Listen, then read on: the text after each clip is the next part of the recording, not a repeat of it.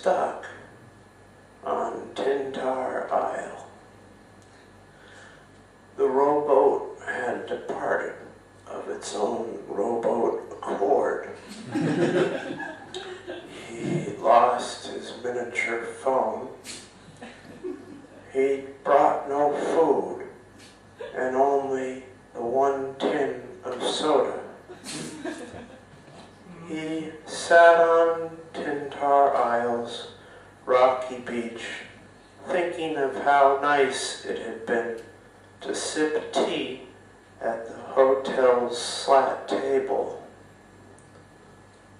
Now here I am, he thought.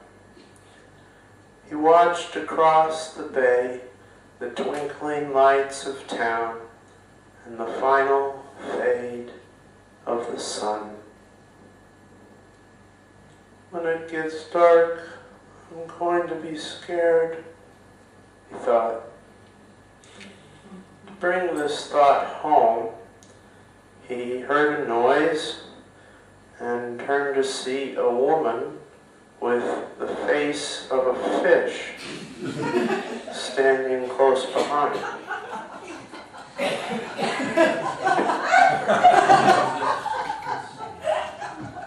Okay.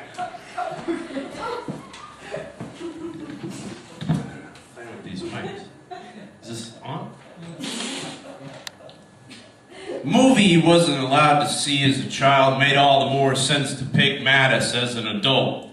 There was the trees tending toward trolls, digging trenches of reflections in the waters that didn't reflect themselves at all, but instead cloaked terrible tree souls. That was only the first shot of the film, and it grew more malevolent from there. Pig Mattis pulled the glass bowl of popcorn he'd devised closer and closer to his chest as the movie grew more and more terrifying.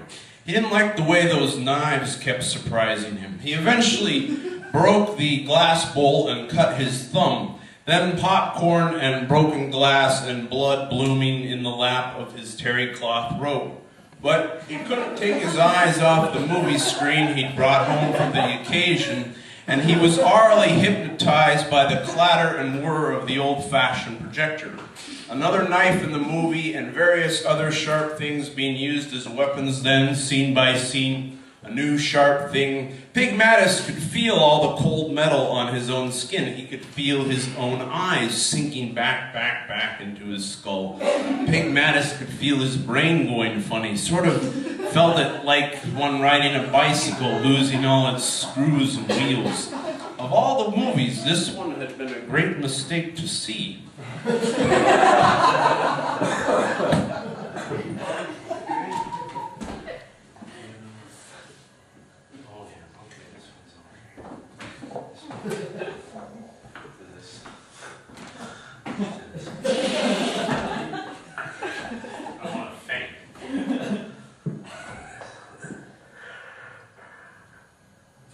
Charlie thought he was driving alone through the Oregon desert.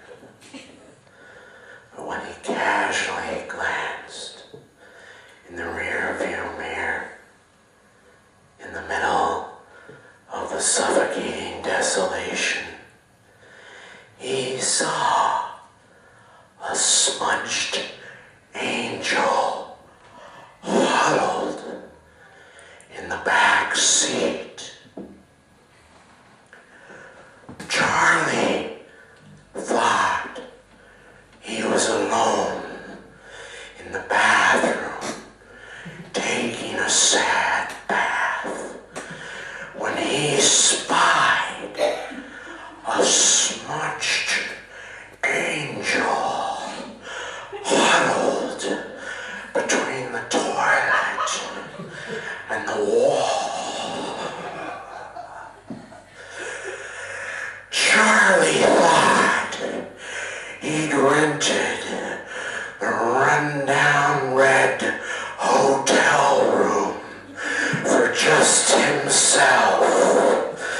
But that dreary night when he was watching television, he spied a smudged angel huddled between the toilet and the wall.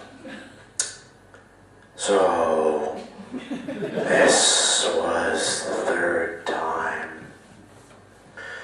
This was the third summer in a row. Charlie had to say something. He said, "What?" And the smudged angel said,